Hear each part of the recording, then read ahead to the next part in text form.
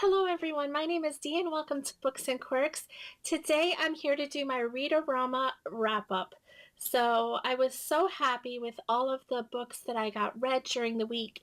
I had a full work week, but I basically spent every single free moment reading.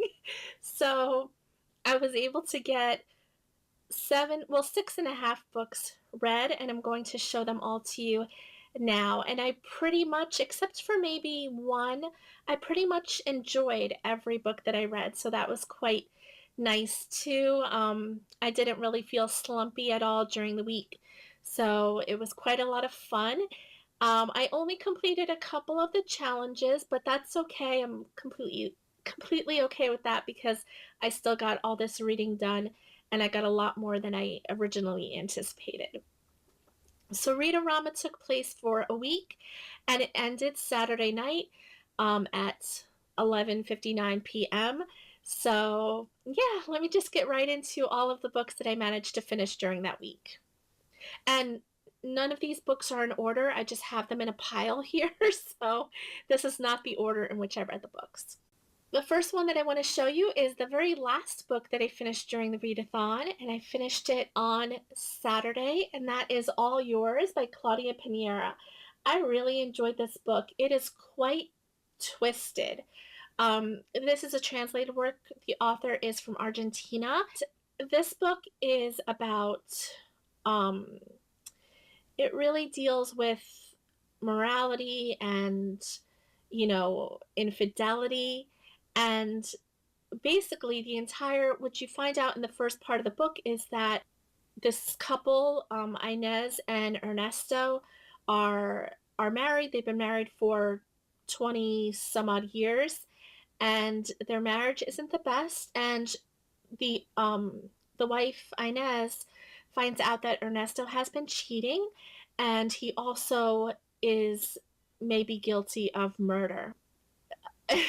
This author reminded me a little bit of Gillian Flynn, because the characters are so unlikable. There's even a side story with the daughter.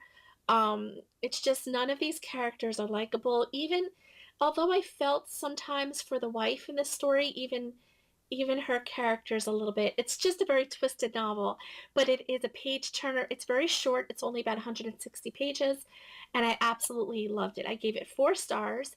I just had a little bit of an issue with the dialogue. When two characters were speaking to one another, it was a little bit off, and I had to kind of take it a little bit slower in those parts because the wording was just a little bit strange, and I'm sure that has to do with the translation. But I'm definitely going to be rereading this one day because it was quite enjoyable. The next books that I want to show you are 2 books in the same series, and it is the Daughter of Smoke and Bone series. So the Daughter of Smoke and Bone was a reread for me. I had said before that I read this book when it first came out quite a few years ago. Loved it and never continued on because I wanted to, but this year, I wanted to read the entire series and continue on. But in order to do that, I needed to reread this book, and this completed the challenge of a book with R-A-M-A in the title. So Daughter of Smoke and Bone is quite a long title. And between that and the author, you have R-A-M-A. And I absolutely loved this. This is a YA fantasy. It follows a girl named Karu, and Karu lives in Prague, and she works for kind of otherworldly creatures called Chimera, who are part animal and part human. So she lives between 2 worlds. She lives between the human world and this other world. And she, through a course of events, she's sort of cut off from that other world and also being hunted by an angel, which are these, the other creatures in this book. So she goes on a journey to try to find out what happened, what she is, where she even came from. I probably am not doing that book justice. I just enjoyed it so much the second time around, and I went on to read the second book in the series, which is Days of Blood and Starlight. I am not quite finished with this book yet. I read half of it during Readorama, so I got half of the book done. The other half I'm still reading, but this was the half because I said I read 6.5 books, so this was the half, and I'm definitely loving it. And I cannot wait to finish it and move on to the third book in the series. The next book that I read was another YA contemporary that I've had on my shelf for quite some time, and it's called Last Year's Mistake by Gina Sioka. And it's just a contemporary. It's cute. I picked it because I knew it would be a very fast read. It's under 300 pages, so I wanted to pick a couple short books so that I knew that I would be able to get through them fast. And I absolutely loved it. It was very cute and just kind of a cute, heartwarming love story. The next book that I finished is also um, a single, a short contemporary, and this book is really short. It's called The Last Single Girl. This is an adult contemporary romance about a girl who basically she's at a crossroads in her life. I think she's about 30 years old in the book, and all of her friends have sort of coupled off, got married, or are at least in a serious relationship, and she's the only single one in her group. So she goes online to one of those dating websites and tries to find out, um, try to find a match basically, and ends up going to the same cafe every day and forming a friendship with the bar owner there. And hilarious, hilarious events ensue with all of these different dates that she gets from the site. It's a romantic comedy. It's a little over 100 pages. Let me see. 140 pages. I definitely recommend this. If you want a fun, cute, romantic comedy, this book is definitely fits that bill. It reminded me of so many movies, and it was just, there were parts of it for some of the dates that I just laughed out loud. The next book that I want to show you that I finished, and this was the only one that I really didn't enjoy, it was a little bit of a disappointment, and that is Copy Girl by Anna Mitchell and Michelle Sasa.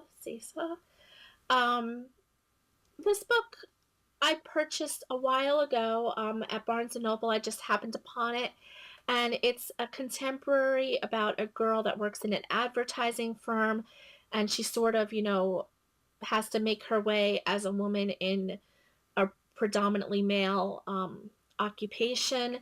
And I don't know. The reason I didn't like this book is I normally like contemporaries like this. I read a couple last year that I really enjoyed. This book, the main character, she she was sort of a doormat and let everyone abuse her, never stuck up for herself, and just let everyone get away with murder. And it was just so disappointing. And I thought maybe there would be some character growth. I thought maybe by the end of the novel, she would sort of come into her own and learn. She was in her early 20s in this book, and sort of learn how to not only be professional and do her job, but also be firm and stick up for herself and not let people walk all over her. But by the end of the book, she still kind of did that. And it kind of ruined everything for me. There was no character growth. And I felt sorry for her, but I mean, she never did anything to improve her situation. Um, and she was a little bit immature, I thought, for her age. She was acting very much as if she was maybe, I don't know, 16 or 17 maybe.